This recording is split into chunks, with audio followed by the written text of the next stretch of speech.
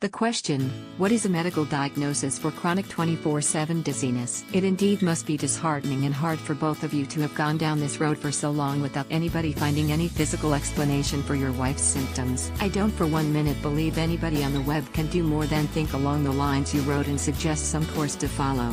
Certainly not diagnose such a long-standing problem. If I may, just a few observations on what you wrote. Plavix to prevent deep venous thrombosis for recurring? I think this is nonsense, no effect on that at all, just upping the chance of a bleed. High-dose hormonal birth control pills because she missed her periods?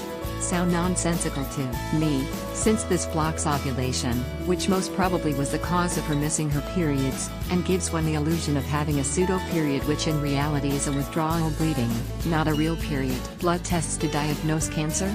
Don't exist.